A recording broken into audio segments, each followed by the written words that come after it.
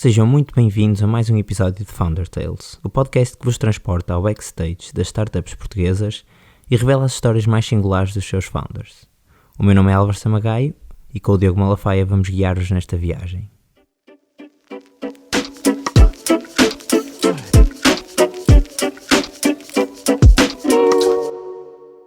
Neste episódio, voltamos aos membros da Forbes 30 Under 30 com o Bruno Azevedo, co-founder e CEO da Advolt. Esta startup nasceu de uma tese de mestrado e fabrica baterias para veículos de transporte de mercadorias arrefecidas ou, como o próprio Bruno gosta de explicar, powerbanks para caminhões de frio. Iniciado em 2014, rapidamente foram incubados na UPTEC, no Porto, e durante este último ano, contra a pandemia, acabaram por transferir as suas operações para outro local.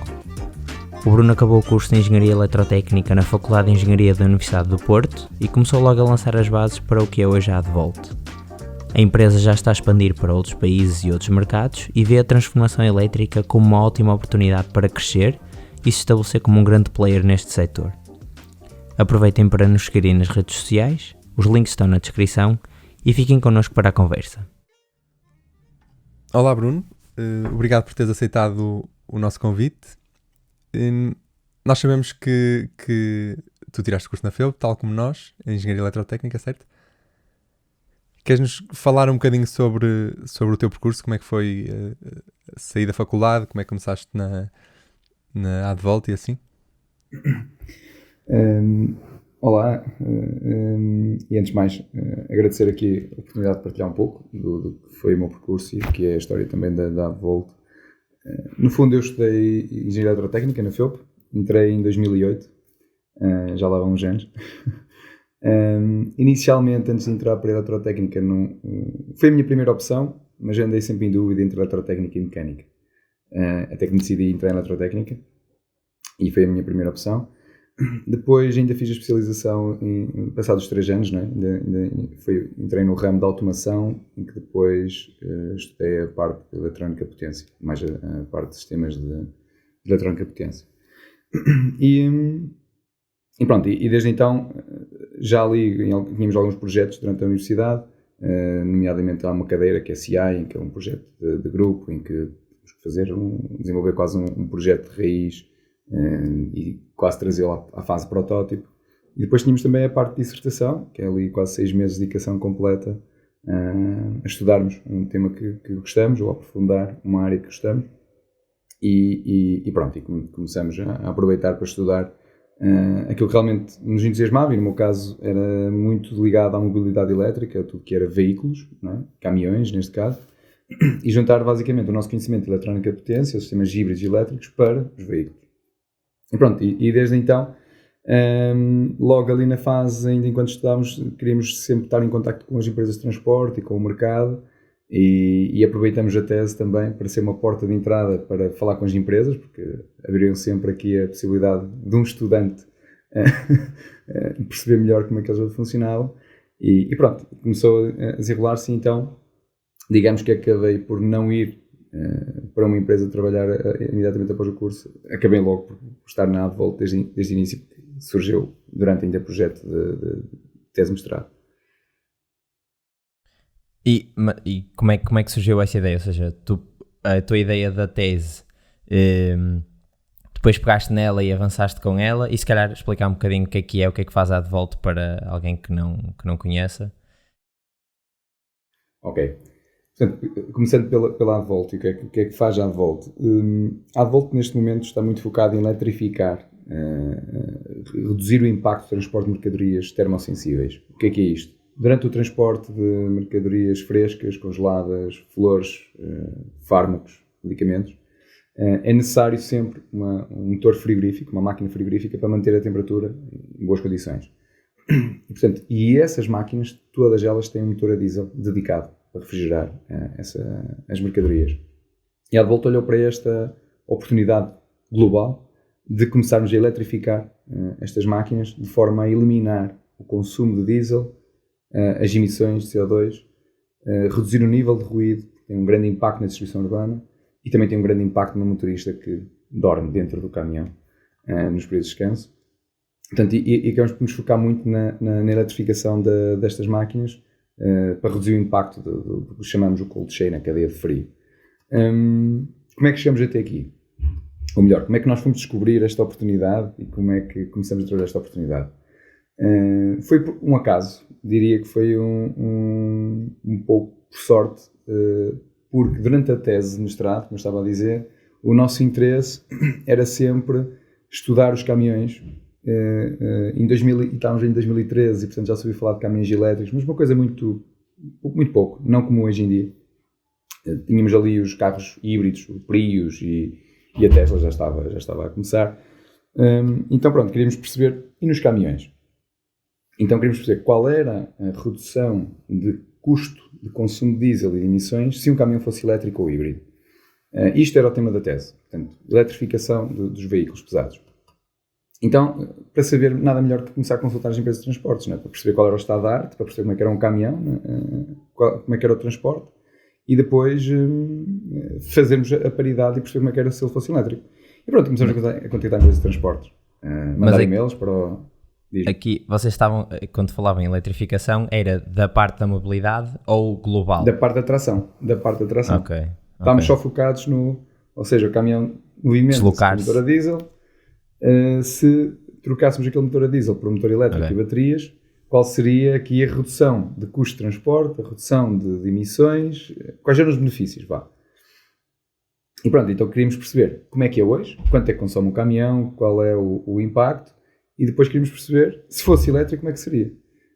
E então começamos a contactar empresas de transportes para perceber exatamente como é que era a operação de um caminhão, e mandamos e-mails para diversas empresas, tentamos contactar, e até que tivemos a oportunidade de com a Luís Simões, estudar um veículo, porque eles têm toda a parte de monitorização da viatura e conseguem saber em tempo real aceleração, travagem, consumos, quilómetros, tudo. Portanto, que era útil para nós, enquanto estudantes, termos todos esses dados para estudar, não é?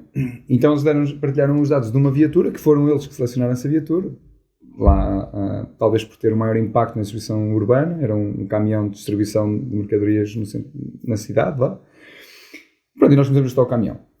E quando nos apercebemos, se nós fôssemos a trocar a cadeia cinética diesel para elétrico, nós percebemos, ou para híbrido, e até a comparação foi para híbrido, se o caminhão fosse híbrido, se recuperasse a energia das travagens, qual seria a redução de consumo de diesel? E a nossa conclusão foi que era 11%. Okay? Portanto, se nós aproveitássemos a redução, se nós aproveitássemos todas as energias das travagens e acelerações para a tração, para fazer o caminhão movimentar, reduziríamos 11% do consumo do veículo. Ou seja, estamos a falar de cerca de 30 litros a cada 100 km, era o consumo da viatura. Se nós recuperássemos, como fazem os carros de Fórmula 1, não é? Recuperam energia nas travagens para depois ajudar na aceleração, se nós aplicássemos um sistema idêntico, iríamos reduzir em 11%, cerca de 3 litros a cada 100 km. Que numa viatura é muito, e depois numa frota, se multiplicarem, não é? Bem que dá. Escala bastante. Litros. Porque estes caminhões facilmente atingem 1 milhão de quilómetros em 4 anos, 5 anos, não, é muito fácil, ok? Portanto, se fizerem 1 milhão de quilómetros uma redução de 11% de consumo é muito. Pronto. Mas nós não ficamos satisfeitos, porquê? Porque para o caminhão ser híbrido, tínhamos que ter baterias muito grandes e motores elétricos muito grandes. Então o investimento era muito significativo. Pronto, e o que é que fez? Fez com que a nossa curiosidade, quiséssemos ver o caminhão no local, quiséssemos falar com o motorista, falar com o gestor de frota, perceber como é que é, sabia mais de alguma oportunidade de fazer melhor, com menos investimento. Portanto, que fosse ao nosso alcance. Isso foi durante a tese ainda? Desculpa só. Foi durante a tese, tudo durante a tese ainda. E fomos muito chatinhos, e então lá insistimos muito em ver o caminhão, e lá nos deixarem ver o caminhão. E quando chegamos ao veículo, ele estava estacionado no parque, não é? E estávamos na conversa, e de repente começa o motor a diesel a trabalhar. Mas o caminhão estava desligado. Nós ficamos a olhar para o caminhão e perguntamos, mas o que é este motor a diesel? Até que o gestor de frota disse, não, isto é o motor frigorífico do caminhão. Portanto, aquilo era um caminhão frigorífico, é um motor frigorífico do caminhão. Nós precisamos olhar para o motor, que ele está lá em cima da cabine, não é? E nós temos, mas isto tem motor a diesel dentro daquela cápsula. Sim, tinha ali motor a diesel no autocarro, 1300 cm3, 4 cilindros, só para fazer frio. E nós pensámos até àquele momento que era como o nosso ar-condicionado do carro, não é? Ligamos o carro, estava o motor a trabalhar, depois ativamos o ar-condicionado e temos o habitáculo nas condições certas. Ali não. Nós pensamos, então, e começa aí uma descoberta, não é? Começamos a olhar, se tem ali um motor a diesel, portanto, e que é mais pequeno que o do caminhão, se calhar até faz sentido olhar para ali para aquele problema. Depois, curiosamente, o caminhão tinha lá uma ficha elétrica. E nós pensamos, então o que é esta ficha? E dissemos, esta ficha é para pôr um motor de frio a funcionar em modo elétrico quando está estacionado. Se nós ligarmos ao armazém, à rede elétrica, ele funciona em modo elétrico. E nós, então, e porquê é que ele está a funcionar em diesel se está aqui parado? Porque muitas vezes não é fácil encontrar cabos ou não há pontos de eletricidade disponíveis. E pronto, é sempre mais fácil e mais flexível. O caminhão pode parar em qualquer sítio, desligar e o motor de frio mantém a temperatura da mercadoria, independentemente do caminhão estar ligado ou não. E começam as perguntas. E quanto é que isto consome? Não sabemos. E quantas horas é que isto faz por ano? Tem aqui no display. Fomos ver ao display da máquina e tinha 12.000 horas em diesel e 2 horas em elétrico. 12. Foi aquele para testar. Foi o teste na fábrica, não é? 2 horas de elétrico. E nós olhamos para aquilo e percebemos, está aqui uma grande oportunidade. Porque se a máquina já pode trabalhar em elétrico, se já está aqui a ficha, por que não usar a energia da travagem e da aceleração para alimentar esta máquina? Que de certeza que vamos precisar de baterias mais pequenas e de motores mais pequenos, ou seja, o investimento é mais baixo. Falta é saber qual é o consumo da máquina. E perguntamos, qual é o consumo da máquina? Não sabemos. Então porquê é que não sabem? Porque usavam o mesmo tanque de diesel para alimentar o caminhão e para alimentar a máquina. Então a nossa proposta, isto ainda durante tudo em tese, ok? A nossa primeira proposta foi, vamos separar os tanques de diesel. E eles foram sempre muito cooperativos. Foi espetacular todo este processo, neste caso com a Liximões, porque foram sempre muito abertos e muito disponíveis para irmos discutindo as ideias e não nos sentíamos estudantes, não é? Íamos ali, estando quase a participar, tão motivados quanto eles em perceber como é que se podia otimizar e melhorar. E pronto, e dividimos tanques de diesel, e a divisão dos tanques de diesel foi durante a queima das fitas, não é? Agendamos aquilo para a quinta-feira, porque ali a quarta-feira dá para a terça-feira, não é? Sabem, eu cortei. Depois quarta dá para recuperar. Então marcamos para quinta-feira à tarde. Foi em maio, nunca me esqueço. O caminhão parou para dividir os tanques de diesel e começamos a medir. É importante medir. E pronto, e aí foi espetacular. Foi espetacular. Tem 2 pontos de vista, não é? Mas começamos a perceber que aquela máquina era responsável por consumir 2,96 litros por hora. E a máquina tinha 12.000 horas àquela data, não é? Se fizerem 12.000 horas vezes 3 litros, não é? Percebem o consumo da máquina. O que por mês representava quase 10% ou mais do consumo do caminhão. Pronto, então nós fomos depois, enquanto estudantes, ainda fomos perceber qual era a dimensão do mercado. Sabiam muitos caminhões daqueles, se não, se era tudo muito idêntico ou não, para tentar perceber se valia a pena estarmos a investir o nosso tempo a resolver aquele problema específico, ou se aquilo era um caso único, não é? Mas não, percebemos que existiam 4,5 milhões de caminhões daquele estilo a circular no mundo, todos os dias, nas estradas. Só em Paris entram 10.000, entravam, com o Covid agora diminuiu, mas entravam 10.000 veículos refrigerados em Paris todos os dias.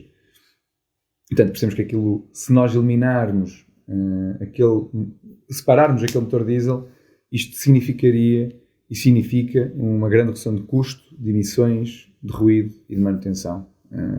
Portanto, é ótimo em todas as vertentes. E pronto, e aí começamos. Deixem-me dizer uma coisa que é não desprezável.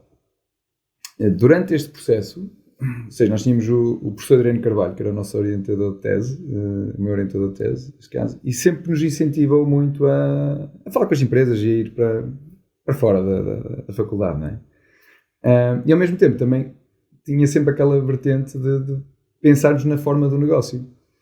E foi que nos surgiu a ideia de nos candidatarmos ao passaporte para o empreendedorismo, okay? Que hoje é o Startup Voucher. E portanto, nós, enquanto estamos a fazer a tese, candidatamos com este projeto, com esta ideia de eletrificar as máquinas de frio, ao passaporte para o empreendedorismo. E isso, pronto, deu-nos acesso a uma bolsa, para uma equipa até 3 pessoas, acesso a uma bolsa, nos primeiros 4 meses, e depois no final de 4 meses tínhamos uma avaliação e que podia estender para 8 meses. O que significa que nós começamos isso em março, acabamos a tese em junho, julho, e pronto, e conseguimos ter aqui quase um mês de rendimento, não é? Para pagarmos as nossas, e estarmos aqui focados a explorar esta oportunidade de negócio durante mais 8 meses. Portanto, naquela altura deu-nos alguma tranquilidade, de certa forma, para não começarmos a trabalhar enquanto estudávamos esta oportunidade, porque depois tínhamos de dedicar a uma coisa ou outra. Acho que foi importante isto. E pronto, acabando a tese, ficamos ali um pouco com aquela ansiedade de recém-licenciados, tentar perceber se vamos procurar uma empresa para trabalhar, ou vamos olhar para a nossa carreira nesta direção, ou vamos investir então todo o nosso tempo e energia na resolução deste problema. Então decidimos investir todo o nosso tempo e conhecimento nesta oportunidade, e pronto, e já lá vão 7 anos, melhor, 8 desde a tese, depois fundamos a empresa em 2014, então já vão 7 anos desta dedicação, que agora temos um produto a circular na estrada. E então, quando acabaste a tese e começaste a receber o Startup Voucher, não se chama Startup Voucher, como é que se chamava antigamente? Agora chama Startup Voucher. Chamava-se agora. Passaporte para o Empreendedorismo. Passaporte para o Empreendedorismo. Como é que vocês, ou seja, receberam esse fundo, entre aspas, e nós sabemos que tu estiveste na UPTEC, e inclusive estiveste na Escola de Startups, entraram logo diretos para a Escola de Startups? Como é que isso funciona? No fundo, qual era o ponto? Nós, ali de fevereiro a junho, julho, tivemos 100% dedicados à tese, não é? E, portanto, fizemos a candidatura do Startup Voucher ainda enquanto estudantes, como eu disse, portanto, conseguimos em março desse ano, portanto, e acabamos a tese em junho, julho. Nós olhamos, a Advolt tem 4 fundadores, portanto, sou eu, o Rodrigo, o Miguel e o Ricardo, e nessa fase olhamos uns para os outros e percebemos, somos engenheiros, 100% engenheiros, não é? Estamos aqui na faculdade enquanto estudantes, e o Ricardo estava a fazer investigação. É preciso começarmos a mudar o nosso mindset e não focarmos tanto só na tecnologia em si, ou provar que funciona, mas também perceber como é que a conseguimos levar para o mercado, ou como é que conseguimos, no fundo, tornar isto um negócio. E pronto, e começamos à procura de ecossistemas, de sítios que nos pudessem dar esse conhecimento, ou que pudessem ajudar-nos a levar a tecnologia para o mercado. E a UPTEC estava muito perto da Faculdade de Engenharia, e nós conhecíamos outros colegas que tinham ido para a UPTEC, e pareceu-nos o ambiente perfeito. E foi, de facto, o ambiente perfeito. E, portanto, foi nessa altura, quando acabamos a tese, em julho. Em setembro ia abrir uma fase do programa da Escola Startups. Na altura tinha um outro nome, mas já não me recordo. Então nós candidatamos e frequentamos o programa Startups, que era de setembro a março. Ok? E pronto, entramos juntamente com outras pessoas que estavam também a desenvolver projetos, e foi extremamente interessante. Porquê? O melhor de tudo foi realmente o ecossistema, porque ao estarmos a frequentar o programa e a Escola de Startups, conseguimos estar em interação com pessoas que já tinham criado empresas, outros que já tinham vendido, outros que já tinham feito ou tentado e não tinham conseguido, ou por alguma outra razão. Então aquilo deu-nos uma possibilidade de irmos estando a perceber e a partilhar essas experiências, que foi extremamente importante. E ao mesmo tempo aumentou a nossa rede de contactos e as nossas possibilidades para naquela fase estruturar melhor o que era uma tecnologia ou uma ideia tecnológica numa ideia de negócio. Em paralelo, pronto, então fizemos o programa da Escola Startups, e enquanto estávamos no programa da Escola Startups, estávamos a ser financiados, digamos assim, por esse passaporte de empreendedorismo. Tínhamos essa bolsa que permitia que nós fizemos um acordo entre os 4, que dessa bolsa, o dinheiro que recebíamos, parte desse dinheiro estávamos sempre a pô-lo de lado, e usávamos só o mínimo dos mínimos para alimentação e para as deslocações, para o resto usarmos para o projeto, mas de certa forma também para termos fundo de maneio para viagens, para falar com investidores, para ir visitar potenciais clientes ou parceiros, para conseguirmos fazer a partir daí. Portanto, já tínhamos uma forma comum, coletiva, de nos organizarmos antes de termos propriamente criado a empresa. E pronto, e aí e mantivemos a relação com a Luís Simões, e foi extremamente importante. é muito importante estarmos em contacto com o mercado, porque traz-nos a realidade, traz-nos o que é que realmente, e a oportunidade de percebermos o que é que realmente o mercado procura, para estarmos a orientar-nos nessa direção. Portanto, mantemos a relação sempre com Luís Simões e com outras empresas de transporte que fomos conhecendo e parceiros. E pronto, isso foi aqui os ingredientes. Por um lado, outros empreendedores e aumentar a nossa rede de contactos nisso. Por outro, estarmos sempre em contacto com os nossos potenciais clientes. Àquela data, a nossa tecnologia não passava de um protótipo laboratorial que nem funcionava sequer para resolver aquele problema, ok? Portanto, tínhamos a ideia, tínhamos o projeto, mas tínhamos um painel fotovoltaico em cima de um carro só. O nosso MVP, não é? O Minimum Viable Product, era um painel em cima de um carro a alimentar uma geleira que estava na mala com umas minis. porque era a forma isso já de si era um produto que se calhar tinha bastante tração. É assim, porque é isto? Porque, portanto, o objetivo e a missão era reduzir o custo de transporte refrigerado, eliminando o uso de diesel e as emissões e o ruído daquela máquina de frio, certo? Uhum. Então agora tínhamos que procurar uma forma de ter energia a bordo, ou seja, a ideia era pôr uma bateria que podia ser carregada no armazém, mas depois, como as baterias também eram muito caras, e ainda são, queríamos ter o mínimo de baterias possível. Então queríamos encontrar outras formas de poder manter aquela bateria carregada durante a viagem. Então pensamos naturalmente em painéis fotovoltaicos no topo do caminhão e o nosso sistema de recuperação de energia na travagem, como o sistema da Fórmula 1, não é? Uhum. Pronto. O sistema de recuperação de energia na travagem é muito mais eficiente, tem muito mais potência, mas é muito mais difícil de materializar, não era? Era muito mais difícil de desenvolver, montar, testar, certificar tudo. Os painéis, e de perceber também, as pessoas não percebiam tão facilmente. Os painéis fotovoltaicos era uma coisa muito imediata, muito óbvia. Então, no projeto nós tínhamos os painéis fotovoltaicos no caminhão. Mas enquanto não tínhamos dinheiro para os comprar, nem para os colocar, decidimos fazer um mini protótipo. E então pusemos o painel no nosso carro, alimentar a geleira e falámos com os motoristas e dizíamos, olha, o painel está a refrigerar as cervejas. Portanto, o seu caminhão consegue levar 15, se fosse um reboque, 21 painéis.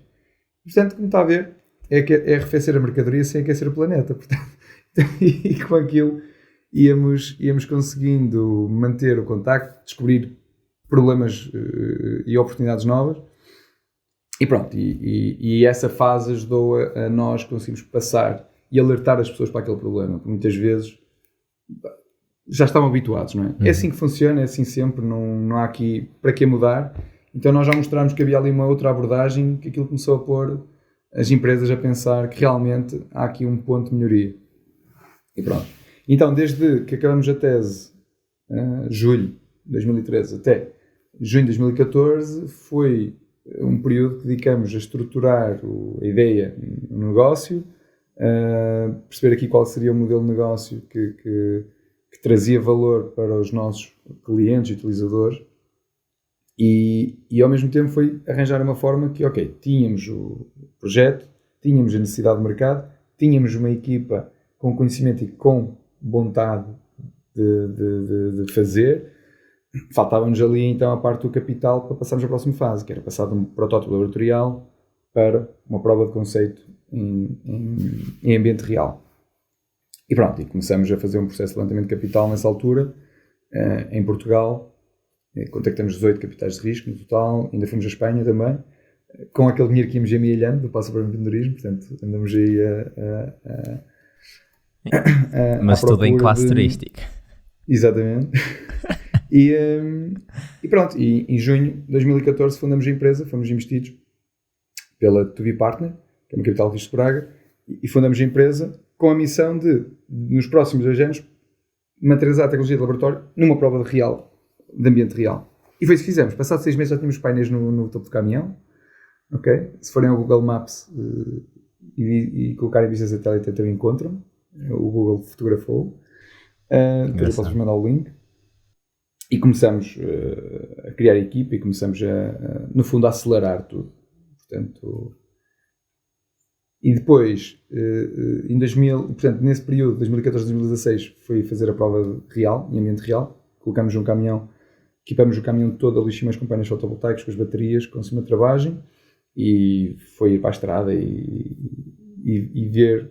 Não funcionou tudo à primeira, posso dizer que, como esperado, nada funcionou como esperado à primeira, e obrigou a muito desenvolvimento, e portanto, mesmo posso dizer, a equipa da Liximães foi sempre muito aberta à inovação e percebeu o estado da tecnologia, que era preciso de facto ter aqui alguma paciência, digamos, e foi extraordinário, porque sem essa abertura para a inovação era impossível termos feito o que fizemos, porque deixaram-nos experimentar. Tínhamos um motorista connosco a fazer os testes ao sábado, portanto era sextas, a final de dia e sábados durante o dia, que era quando o veículo não está em operação, fazemos todos estes testes.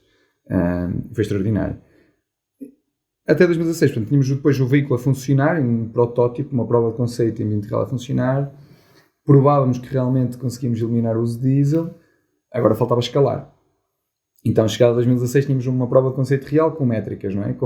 Provava que realmente a tecnologia funcionava, resolvíamos um problema e existiam muitos caminhões para aplicarmos aquilo. E nessa altura, temos que voltar a pensar na próxima fase, foi industrializar. Então, só por curiosidade, o vosso sistema, quanto é que poupa agora para um caminhão, em média, valores assim redondos? Portanto, nós neste momento já eliminamos 100% do uso de diesel da máquina, que pode andar à volta dos 500, 600 litros por mês, por veículo. Ok. E para uma frota isso representa muito dinheiro. Sim. Principalmente agora. Portanto, temos a eliminação do uso de diesel, e no fundo percebemos que vai flutuando esse custo com o preço do diesel, não é? Está sempre a flutuar. Mas além disso, aquela máquina de frio, como tem um motor a diesel, tem uma manutenção muito exigente. Ou seja, 1000 em 1000 horas tem que fazer uma paragem, fazer uma revisão, mudar o óleo, filtros, correias, que ainda é uma revisão cara. Okay? Porque ele tem que estar imaculado, tem que estar em condições perfeitas, porque a mercadoria é muito importante. Se aquele motor tem um problema, fica toda a mercadoria em causa e isso representa um custo enorme para as empresas. Portanto, em 1000 e 1000 horas tem uma intervenção e uma manutenção muito exigente, que representa um custo muito elevado também. Ao funcionar em modo elétrico e o motor estar parado, ou nem existir sequer, reduzimos a manutenção ainda em 50% do total da máquina. Okay? Que também é um ganho. E além disso, depois temos outros benefícios que não são mensuráveis, mas que são ótimos e melhoram muito a operação. Que é, por exemplo, o ruído. Não sei se já se aperceberam, mas se calhar agora vou começar a estar mais atentos. Quando estão perto de um supermercado ou de um restaurante e está lá um caminhão a descarregar mercadoria, vocês vão reparar que há lá um motor sempre de fundo a trabalhar. E esse motor, como está acima da cabine, está ao nível das varandas, não é? Está ao nível do que fica por cima da loja ou do supermercado, ou até do hospital. Portanto, isso tem um impacto, principalmente se for à noite, tem um impacto muito grande e há muitas reclamações de quem vive perto de um restaurante ou de um supermercado que tem entregas durante a noite. E, portanto, em muitos países, em muitas cidades na Europa, é proibido entregar a mercadoria no centro da cidade se tivermos um ruído acima de 60 decibéis. O que faz com que estas máquinas não possam entrar na cidade. Quando nós aplicamos a nossa solução e elas passam a funcionar em modo elétrico, estamos abaixo de 60 decibéis. Portanto, os nossos clientes podem ir entregar a mercadoria durante a madrugada, que não há trânsito, não há tráfego, é muito mais fluido e podem usar sempre o mesmo caminhão a fazer 3 turnos. Ou seja, o caminhão pode ir das 7 às 3 da tarde, das 3 da tarde à meia-noite e depois da meia-noite, percebem? Mudam os motoristas, mas o caminhão é sempre o mesmo, ou seja, conseguimos maximizar o uso do veículo. E não temos, ao contrário, o que acontece é que temos quase 3 caminhões a ir à cidade para abastecer tudo em simultâneo, que depois ficam parados durante a noite sem serem usados. Ok? Há aqui uma série de benefícios. E o outro mais importante, e que nos dá imenso gozo ouvir e perceber que estamos a conseguir melhorar, é a vida do motorista, porque quando colocamos a solução e começamos a ouvir dizer, finalmente consigo ouvir o rádio. Não, porque enquanto eles estão a conduzir, aquilo vai lá em cima, não é? É o motor de um trator que está lá em cima, ok? E literalmente o motor de um trator que está lá em cima. aquilo é um barulho. Então eles vão conduzir e vão sempre com o barulho, não é? Eu lembro na altura, quando falamos contigo lá na UPTEC, tu tens contado que havia motoristas que até cortavam os fios dos motores uns aos outros por causa do barulho. Sim, é assim, no transporte internacional, de 9 em 9 horas tem que haver um período de descanso, não é? O motorista tem que parar o caminhão, seja onde for, e dormir. E dormem dentro da cabine, não é? E normalmente vocês veem aqueles semi-reboques muito grandes, não é? Que também tem esse motor, mesmo entre o caminhão e o semi-reboque, esse motor está lá encastrado. E portanto eles estão a dormir mesmo ali ao ladinho e o motor está sempre a fazer barulho, bom, a trabalhar durante a noite. Esse motorista não o vai desligar porque está a transportar a carga e ela tem que estar nas coisas perfeitas. Agora, os motoristas que estão a dormir nos outros caminhões ao lado, como não conseguem dormir com o barulho, o que é que eles fazem? Vão e às vezes cortam o tubo de diesel da alimentação do motor para ele parar. E de repente está ali uma carga que ficou em risco, porque realmente muito barulhento. É muito barulhento. E portanto hoje, quando ele está em modo elétrico, já quase nem o conseguimos ouvir, porque além disso a tecnologia melhorou também, a tecnologia do motor, do compressor de frio melhorou, é muito mais silenciosa, quase como a da nossa casa, como a frigorífico da nossa casa já. E é muito melhor. E portanto isso também nos também prova que não basta só olhar para a redução de custo, percebem? Temos que olhar para o valor acrescentado. Melhoria de performance da máquina, melhoria das condições de operação, é muito mais valor acrescentado. Não podemos olhar para a tecnologia como uma redução de custo. Senão é muito redutor em termos de valor que estamos a trazer para os nossos clientes, para o mercado. E mesmo que seja em custo, estes custos indiretos, por exemplo, que se calhar não eram tão óbvios, do caminhão poder trabalhar 3 turnos seguidos por causa de poder trabalhar à noite, e se calhar também, lá está, depois são custos que a empresa consegue poupar, mas não são tão diretos do género, olha, vais poupar 10% em combustível. Exato. Não é aquela conta matemática imediata, não é? Mas quem tem... Assim, é interessante, nós começamos a aprender imenso neste mundo dos caminhões, porque está extremamente evoluído. E o caminhão é um ativo, não é? Eles olham, é como o real estate, é como um apartamento, não é? Tem que estar sem movimento para estar a rentabilizar. E, portanto, nós olhamos para aquele veículo não como uma paixão, que muitas vezes podemos olhar para um automóvel, não é? O prazer de condução, ou o design, entendem? As empresas olham para aquele veículo como uma ferramenta de trabalho e como é que o podem rentabilizar o mais possível. E aí quanto mais tempo ele estiver na estrada a transportar, quanto mais conseguem rentabilizar, como os aviões, não é? Têm que estar sempre no ar, não podem estar em terra. E pronto, e isto permite que eles tenham o caminhão sempre em operação e a maximizar a sua utilização. E agora que já nos explicaste o que era a ideia inicialmente, como é que o produto evoluiu na forma de um protótipo e qual é que é o valor que vocês acrescentam neste momento, queres explicar assim sucintamente o que é o produto e como é que ele funciona neste preciso momento? Portanto, no fundo o produto é um sistema com baterias de íons de lítio, okay? Nós até lhe costumamos chamar quase uma power bank. É um sistema com baterias de íons de lítio, portanto, que instalamos no caminhão, é uma caixa que instalamos no caminhão e que pode ser carregado no armazém, numa ficha de tomada convencional, trifásica, e ainda é recarregado pelo nosso gerador que está acoplado à transmissão do caminhão, portanto, durante os trabalhos de acelerações.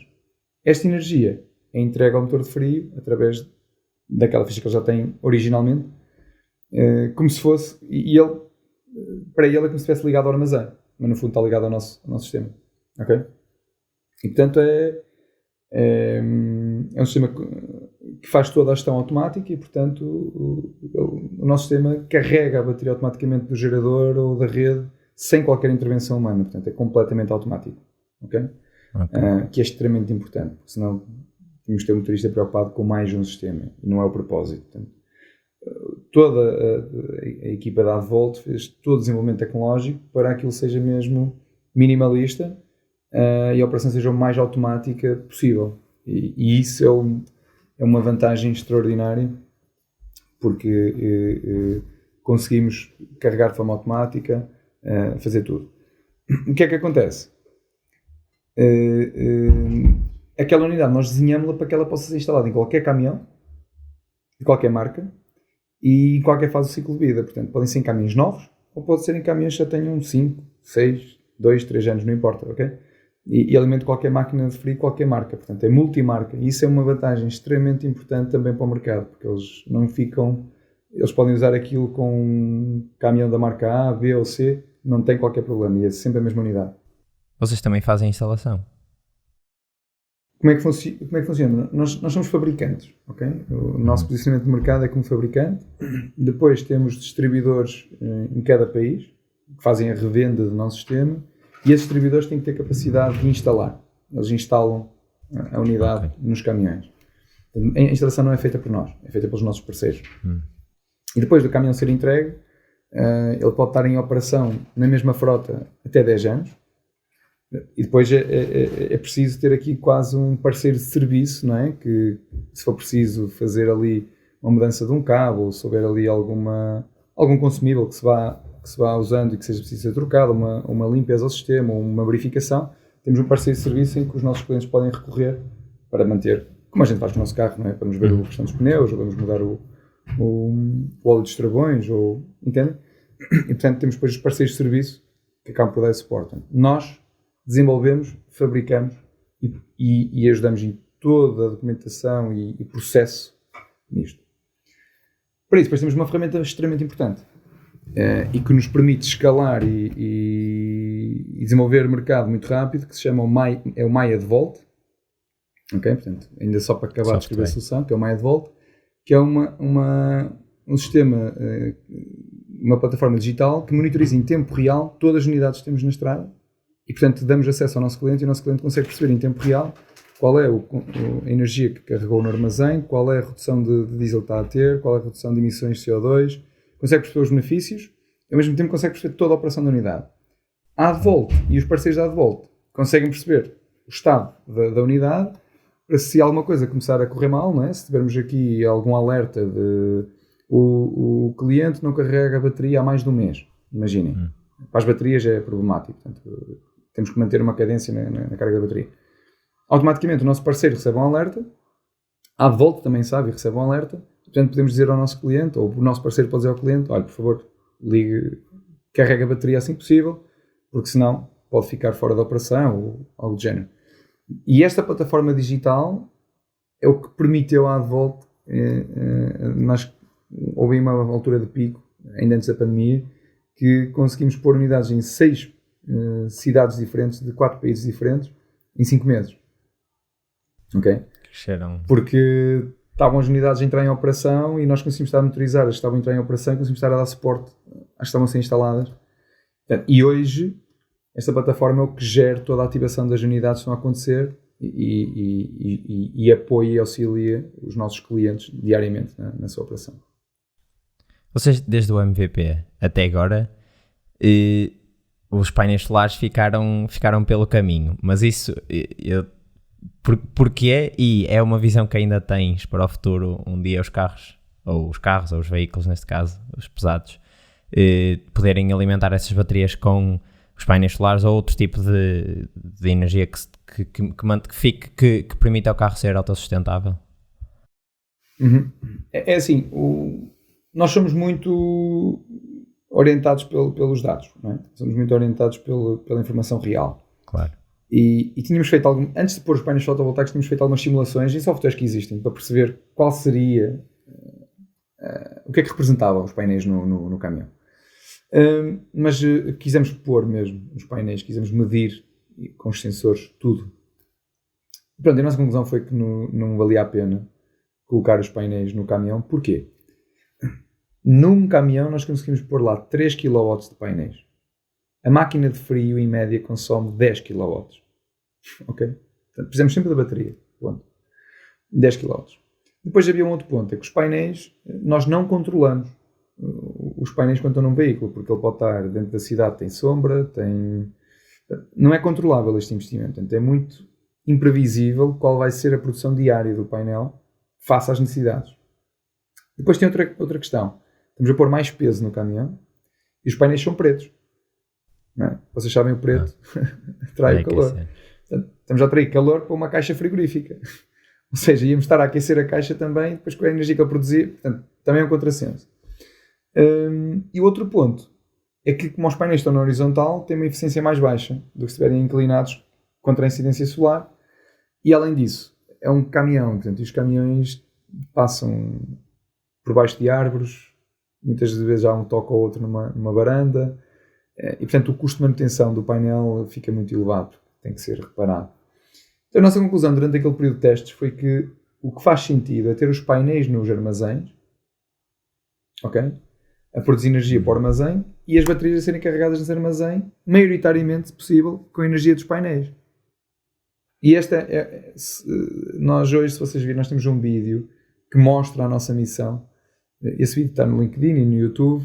Se meterem AdVolt plugin, temos um vídeo que mostra essa missão mesmo, que são os painéis no centro logístico e os nossos caminhões encostados no cais com a nossa bateria que carrega a energia, e se possível, maioritariamente de fontes renováveis. Portanto, e a missão da AdVolt não é pôr baterias nos caminhões. A missão da AdVolt não é pôr tralha nem tecnologia num caminhão. A missão da AdVolt é reduzir o impacto de transporte de mercadorias refrigeradas com o uso de energia elétrica, mas renovável. E pronto, e por isso é que deixamos os painéis pelo caminho e não promovemos os painéis nos caminhões, nem nos reboques. Promovemos os painéis nos armazéns. E por isso é que o MyAdVolt, a nossa plataforma digital, sabe precisamente quais são os períodos que os caminhões estão parados, em que estão ligados à rede. Porquê? Porque se um caminhão está parado durante o fim de semana, nós, em vez de carregarmos a bateria em 2 horas durante a manhã de sábado, não, vamos carregando a bateria se calhar ao longo de sábado e domingo, quando há mais energia disponível a partir do sol, se o nosso cliente tiver um armazém com painéis fotovoltaicos. Se não tiver, fazemos as cargas durante a noite, que são períodos que a eletricidade também é mais barata e há mais disponibilidade na rede. Percebem? Portanto, boa visão. com a tecnologia montamos toda a cadeia para que seja o mais eficiente e inteligente possível. Apesar disso, vocês hoje, se fizerem algumas pesquisas, percebem que hoje, durante 2020 e 2021, começaram a aparecer muitas empresas e startups a promover painéis fotovoltaicos nos caminhões e nos autocarros mas nós já temos as nossas conclusões e muitas vezes os nossos clientes falam disso. Não nos opomos à inovação das outras startups e cooperamos. Portanto, se querem explorar e colocar os painéis sem qualquer problema, portanto, deixamos ligar a nossa bateria e fazemos para ligar a nossa bateria, mas fomentamos mais o gerador e a recuperação de energia de travagem, que tem uma potência muito mais elevada e é muito mais controlável e tem muito mais resultados. Mas é mais difícil de implementar isso, sem dúvida. Tecnologicamente é um desafio muito, muito, muito, muito grande. Por falar em ser mais difícil de implementar, eu presumo que todo o sistema da recuperação de energia na travagem implica fazer alterações ao caminhão em si. Como é que isso foi? A nível relatório, assim, isso foi um desafio para vocês? Sim, esse foi um ponto, lá está, ouvindo o mercado e falando com as empresas de transportes, eles diziam sempre, tem que ser um sistema que não interfira com a garantia do caminhão, que não interfira com os contratos de manutenção e serviço do caminhão. Então fez com que nós olhássemos muito para o caminhão de uma forma de pormos tecnologia a bordo de uma forma não invasiva. Ok? E quando começamos a desenhar o sistema de recuperação de energia de travagem, começamos a olhar para esse sistema que pudesse ser colocado de uma forma não invasiva. E isso fez com que chegássemos a um desenho de sistema em que nós podemos aplicá-lo no caminhão sem quebrar o contrato de manutenção nem garantia, e isso patenteamos essa aplicação. Está patenteada na Europa e Estados Unidos. E isso foi uma enorme vantagem, porque nós conseguimos instalar um sistema de recuperação de energia na travagem em qualquer caminhão sem quebrar o contrato de manutenção e garantia e sem fazer alterações drásticas. Para terem uma noção, colocamos o gerador no chassi, portanto, o chassi já está preparado com furos para colocarmos diversos componentes. Portanto, o nosso gerador fica instalado no chassi e fica ligado com uma correia, tipo o Harley Davidson, não é? Uma correia de transmissão, ao veio do caminhão. E nesse veio colocamos uma polia. E essa colocação da polia é uma forma não invasiva, é tipo quase com um sistema de aperto. Portanto, para o caminhão é indiferente. Mas sim, tivemos que provar junto das marcas que não havia problema. Então, fizemos isso com a Mercedes. Por exemplo, na Alemanha, a Mercedes fez um estudo da correia e medeu tudo. E, portanto, verificou que não havia qualquer impacto na transmissão nem na caixa de velocidades. E até emitiram uma comunicação interna a falar do nosso sistema e os nossos clientes ficaram mais calmos. Porque é importante mostrar essa confiança também. Apesar de provarmos por A mais B que não cria impacto, é importante também as marcas conheçam.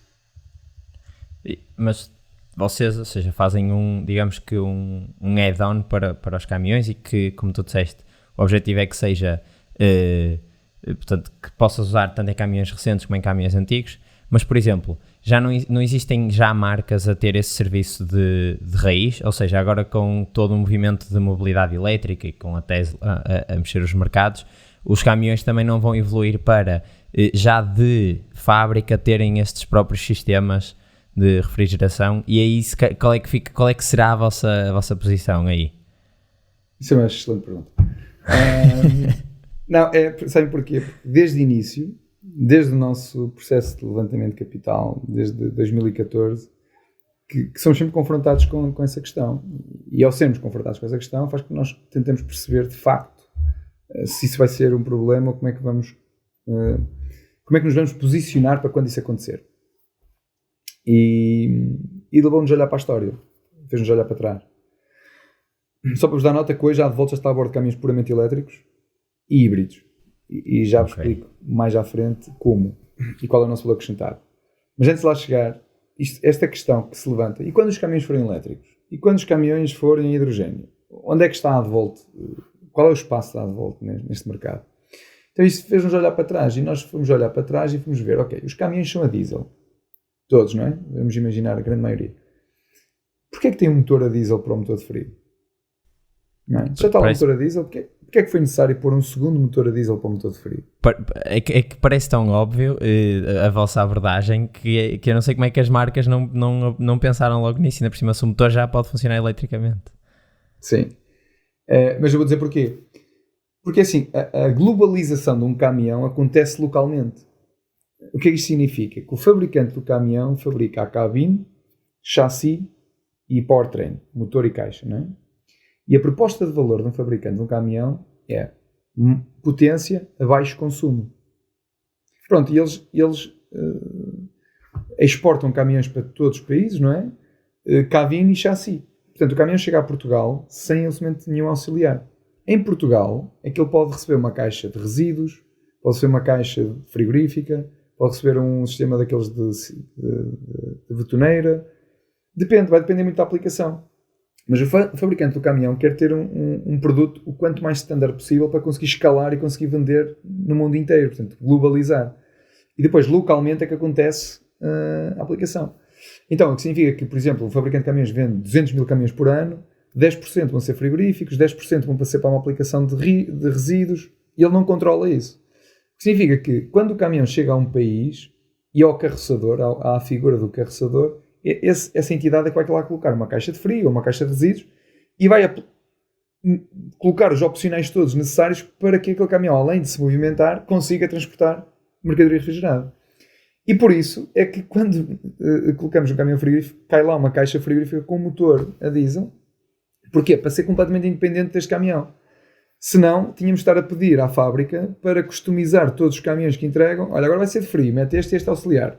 Olha, agora vai ser de cimento, mete este auxiliar. Portanto, isso cria uma complicação muito grande para os fabricantes, que os fabricantes não gostam. Outro ponto é que, se o motor de frio fosse buscar energia ao motor do caminhão, nós estamos a tocar na proposta de valor dos fabricantes de caminhões. Ou seja, íamos reduzir a potência do motor e íamos aumentar o consumo. E os fabricantes de caminhões não gostam disso. Ou não deixam que isso aconteça. Ou se deixam, fazem cooperações muito restritas e é limitativo para o cliente. Pronto, o que fez com que levou que aparecesse uma unidade de diesel para o motor de frio, para a caixa de frio, para ela ser completamente independente. Ou seja, o caminhão desliga-se, a mercadoria continua a ser refrigerada sem estar dependente do caminhão. O caminhão tem mais potência ou menos potência, ou é da marca A ou B ou C, não importa. A mercadoria nunca é posta em causa e nunca é diferente. E assim o fabricante faz um produto global e standard e localmente há sempre a adaptação à necessidade do cliente. Não é? E se vocês verem os caminhões frigoríficos, têm todos características diferentes uns para os outros. Aquilo é quase alfaiate. Pronto, e por isso é que levou a isso. As máquinas frigoríficas nunca fizeram uma solução destas, porque assim, há um modelo de negócio alimentar, não é? Portanto, eles vendem um motor refrigerado com um contrato de serviço e manutenção em 9 anos, não é? Vendem a máquina hoje e um pinga-pinga Não, bem. Não, mas além disso é que a operação é muito volátil, é muito imprevisível e, portanto, o motor diesel, como vocês sabem, o diesel tem uma densidade energética muito maior e, portanto, o motor diesel dá autonomias muito maiores e uma flexibilidade muito maior, e as baterias já começaram a aparecer agora, não começaram a aparecer agora, mas a tecnologia das baterias já começou a possibilitar que tivéssemos densidades energéticas maiores para compensar e justificar essa aplicação agora, e posso-vos dizer que atualmente já há fabricantes de máquinas de frio a produzir motores de frio sem motor a diesel, e que neste caso até são alimentados pela nossa tecnologia. E portanto, nós recentemente temos uma parceria com um fabricante mundial de máquinas de frio, com a Carrier, em que eles lançaram para o mercado um motor frigorífico para semi-reboque sem motor a diesel, com o nosso sistema a alimentar a máquina frigorífica e a recuperar a energia do eixo do reboque. Dito isto, isto porquê? Porque os fabricantes trazem tecnologia de uma forma mais lenta, muito mais consolidada, muito mais robusta, mas mais lenta para o mercado, porque tem um modelo de negócio todo a andar. Agora, os caminhões quando forem elétricos, já temos caminhões elétricos, já temos caminhões híbridos. O que é que está a acontecer hoje? Foi interessante, em 2018 eu visitei a feira de caminhões de autocarros, a maior delas aqui na Europa e no mundo, que acontece na Alemanha, e a MAN apresentou um caminhão puramente elétrico, com uma unidade de frio puramente elétrica, alimentada à bateria do caminhão. Só qual foi o problema? Aconteceu o mesmo que acontece nos dieséis. A proposta de valor do fabricante, neste caso a MAN, é potência e a maior autonomia possível.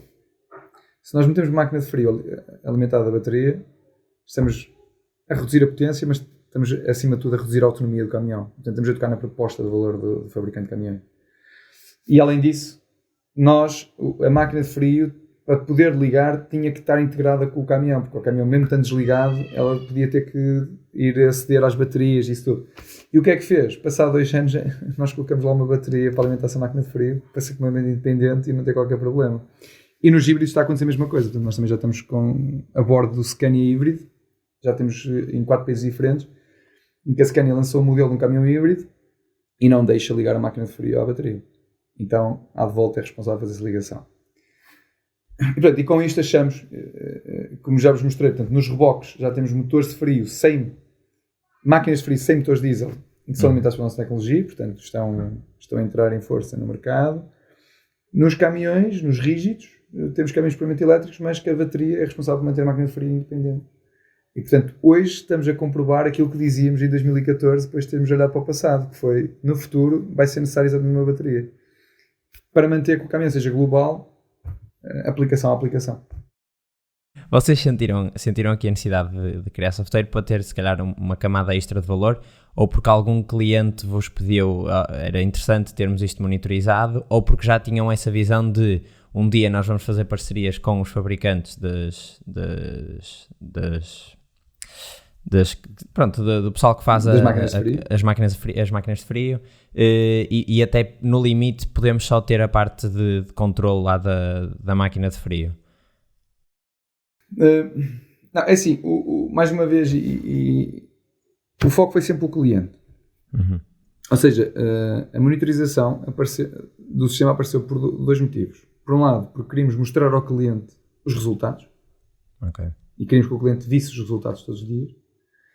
E por outro, para nós, como engenheiros de desenvolvimento de produto, queríamos perceber o que estava a acontecer com o nosso sistema, para perceber como é que podíamos melhorá-lo, como é que, se houvesse alguma coisa a correr mal, como é que podíamos resolver, para dar alguma segurança ao cliente. Foi por isso que nasceu o MyAdvolt. Desculpem. Portanto, nós tínhamos a unidade, o produto, baterias que são recarregadas pelo gerador ou pela rede, e eliminámos o uso de diesel. Este é resolvia 80% do problema.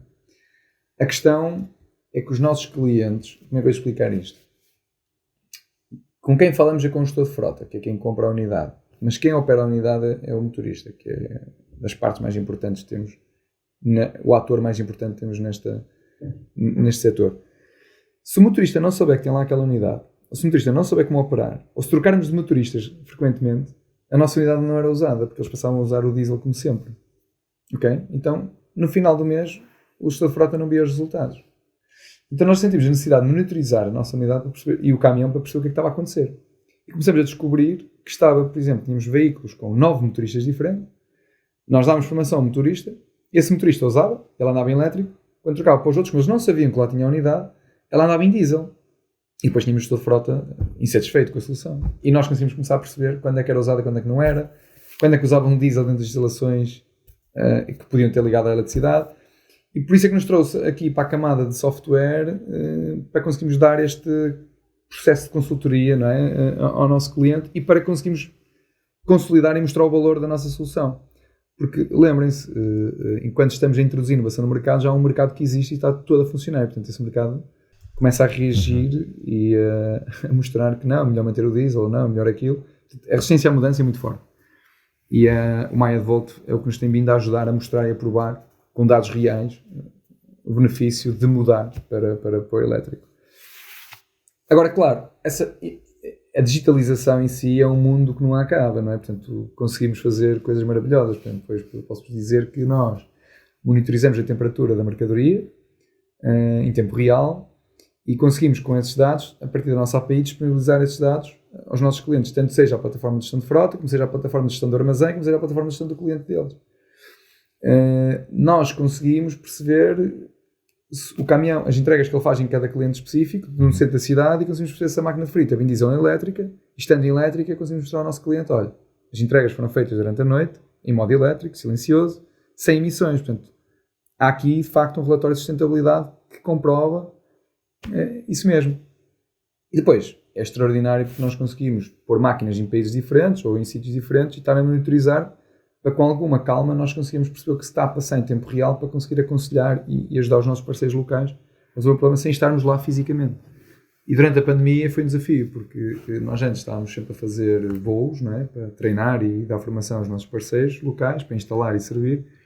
Caiu a pandemia e tivemos de fazer tudo de forma digital. E, portanto, o Maya de Volt foi extraordinário porque a máquina chegava às instalações, eles instalavam a máquina, ela ligava-se, não é? Nós começámos a ter acesso a dados em tempo real à máquina e conseguimos dizer aos nossos parceiros, olha, está tudo bem, está tudo mal, ou façam desta forma, façam daquela, e é tudo muito mais fácil.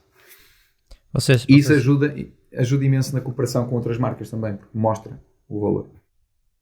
E vocês agora, portanto, têm essa quantidade de dados agora a ser recolhida e não pensam avançar para outros business models, como por exemplo otimizações de rota ou algo desse género? Certo. Nós de facto e tivemos já começamos a fazer em 2015 com esses dados, começamos a fazer, porque é assim, vamos cá ver uma coisa, nós neste momento estamos muito focados no que é a eletrificação. Claro. É o foco, eliminar diesel, trocar por uso de eletricidade renovável, principalmente, se possível. Mas em 5 anos estamos a começar a olhar para entregas autónomas. Ok? Portanto, entregas que dependam cada vez menos da ação humana. Ou seja, hoje estamos quase como estávamos na tese há 7 anos atrás, não é? Para o veículo autónomo. Então, por isso sim, já começamos a fazer uso e desenvolvimento de tecnologia, não na otimização da rota, mas na otimização do uso e da produção de energia a bordo do veículo para o motor de frio. Vou-vos dar um exemplo. Temos aqui em Portugal não se nota muito, na Alemanha e em França, principalmente na Alemanha, as autoestradas estão sempre congestionadas. Ok? E vocês hoje usam o Waze, não é? Para fugir ao trânsito ou ao tráfego. O sistema da Volt, de certa forma, consegue perceber se daqui a 30 km vamos ter uma paragem ou um tráfego, vamos estar congestionados durante 2 horas. E se isso for a acontecer, o gerador começa a produzir o máximo de energia possível para termos mais bateria possível para conseguir estarmos parados na fila. Ou melhor, se vocês forem a cruzar Paris, vão passar ali na Periférique, certeza que o caminhão vai lá demorar 2 horas a cruzar a Periférique, ok?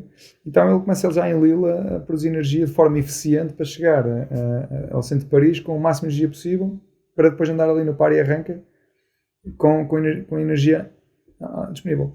De outra forma, o que é que ia acontecer?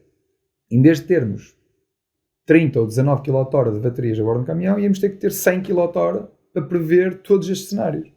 Claro. E isso não é necessário porque com o nosso sistema e com estes dados todos conseguimos otimizar de forma a ter um menor número de baterias a bordo para a maximização de uso de horas de frio.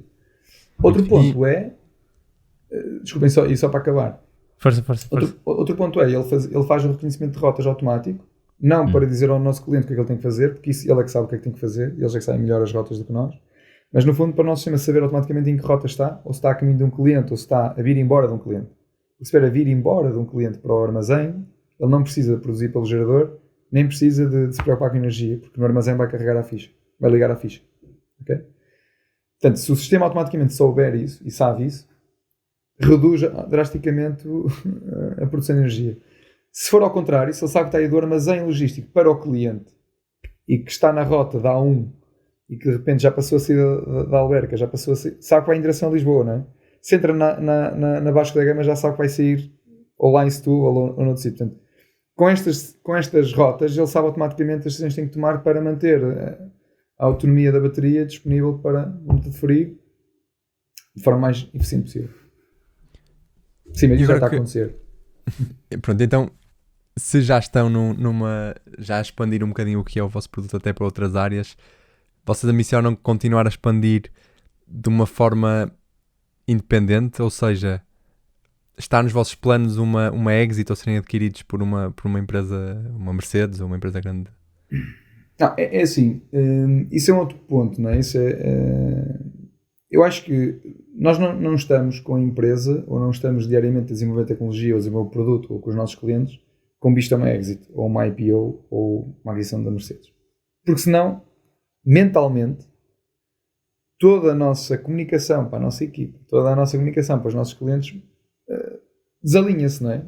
Claro. Então, o nosso cliente deixa de ser a empresa de transportes, passa a ser a Mercedes, se a gente quiser vender a empresa à Mercedes. Estão a entender o que eu quero dizer? Claro. De forma muito honesta e transparente, nós não pensamos nisso. Nós não temos isso na nossa cabeça diariamente, nem queremos ter. Isso pode ser uma consequência do caminho, percebem? Sim, acho que é um bom mindset. Não, mas tem que ser mesmo isso, percebem? Porque eu costumo às vezes brincar e dizer que eu não faço karaté, mas tenho colegas meus que dizem que é uma técnica do karaté que eles fazem, que é quando querem furar o chão, tem uma mesa, não é? E quando querem partir a mesa, eles têm que pensar em furar o chão. Porque assim vão pôr tanta energia que partem a mesa e depois para furar o chão.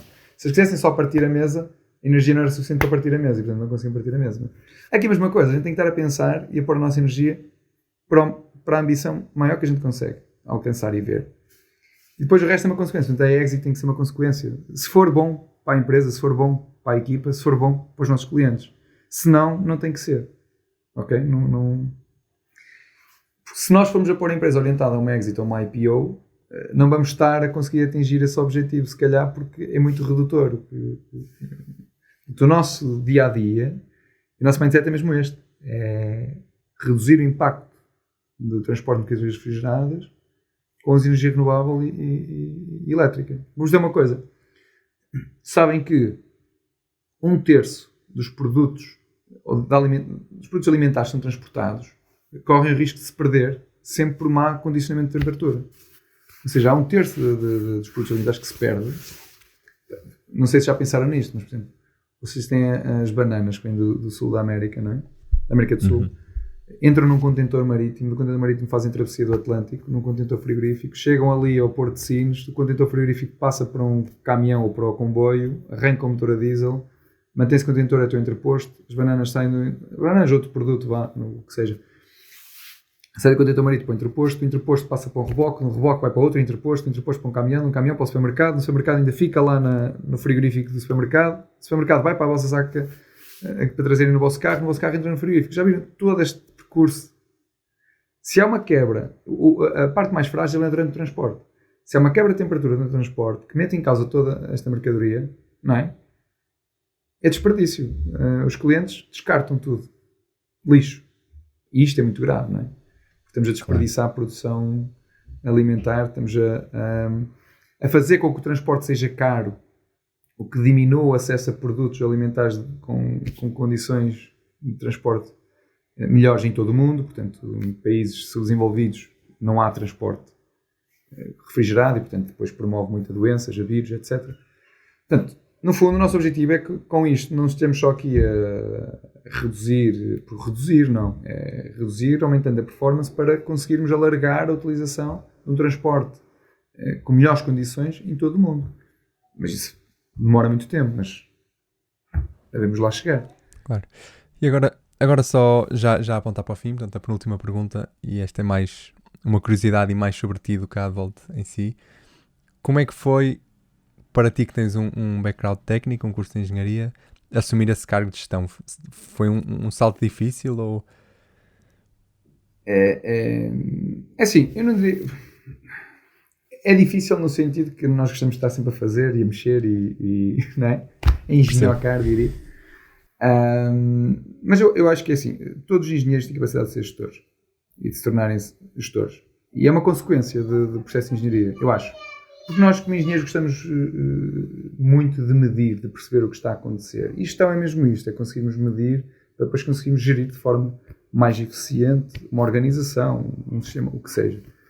E, portanto, eu não diria que foi um processo forçado pelo crescimento e desenvolvimento do negócio, mas acaba por ser uma consequência. Portanto, se um engenheiro ao final de 5 ou 10 anos não se tornar gestor, também não está a ser bom engenheiro.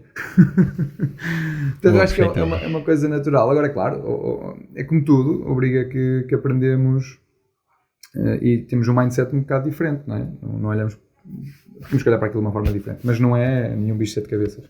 Não é nenhum bicho de 7 cabeças. E até gosto. Ficou a dica para os engenheiros com mais de 5 anos de carreira. Não, acaba por ser natural. Portanto, mesmo, acho que é extremamente natural estarmos a medir e a conseguir perceber o que está a acontecer para conseguir gerir, portanto, seja os recursos, seja uma equipa e gerir o tempo dessa equipa. Claro. Não é preciso ser dinheiro, não é? É preciso ser só negócio, do que seja. Portanto, para gerir, eu acho que é preciso mudarmos esse mindset de engenheiros para gestores. Sim. Não perdendo também de engenheiro, porque não pode ser uma coisa ou outra. Okay? Eu acho, na minha opinião, olhando para mim, se eu me tornar só gestor, perco completamente a sensibilidade do produto, perco completamente a sensibilidade do cliente, não consigo... percebem? É difícil para gerir sem essa sensibilidade.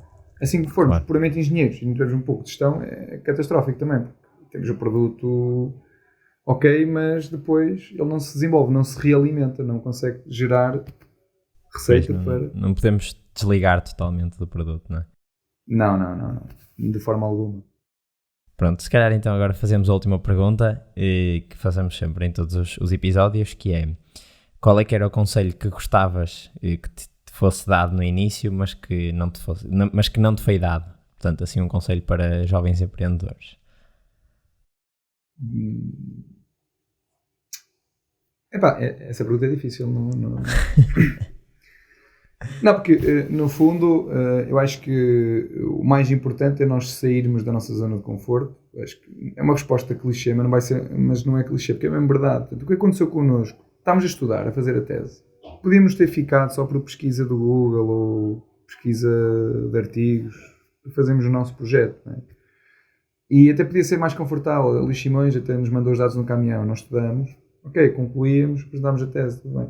Mas eu acho que a gente tem que sair. Temos que nos expor, temos que ser curiosos, temos que ir mais a fundo nas questões, não é? Porque vamos encontrar oportunidades extraordinárias. Se não for isso, não vamos encontrar. Portanto, se ficarmos muito no lado mais confortável, acho que é mau. Portanto, e às vezes, ao contrário, é que as pessoas não saem com medo de incomodar ou de entrar no espaço do outro, não é? De chatear. Uhum. E o conselho que eu dou é: não chateiam ninguém. Okay? Portanto, tentem, façam, porque do outro lado, se as pessoas sentirem que vocês realmente querem e estão a fazer, as pessoas vão ajudar. E se não ajudarem, também não são as pessoas certas, portanto, vão encontrar outras. Portanto, não há sentido nenhum para nós ficarmos sem sairmos e sem tentarmos contactar os outros, mas isso é em tudo. Portanto, eu hoje vou dar uma nota. Antes não, era um bocado, pensava de forma diferente. Mas hoje, se quer falar com alguém da Mercedes, fala-se. Vai-se tentar encontrar, vai-se tentar pedir a este que tenha contacto. Se temos uma dúvida, não vamos procurar na internet a ver o que é a resposta. Não, vamos tentar falar com a pessoa. Ao falar, a gente conhece outra pessoa, até nos dá mais informação daquela que a gente consegue encontrar, e as oportunidades começam a aparecer de uma forma muito diferente. Okay? Portanto, Acho que era este o conselho que eu daria. Ótimo. E o resto é ter vontade. Pronto. Obrigado, Bruno, por este bocadinho. Foi uma conversa super interessante. Não sei se tens alguma coisa a acrescentar, Álvaro. Não, foi ótimo e obrigado por ter aceitado isto. Houve aqui uma troca de datas e tudo, mas acho que conseguimos arranjar aqui um tempinho para gravar. Não, impecável, eu que agradeço e espero que seja útil esta conversa, esta partilha. E alguma coisa que precisarem de mim ou dar de volta, estejam à vontade. Está bem? Obrigado. Ok, obrigado.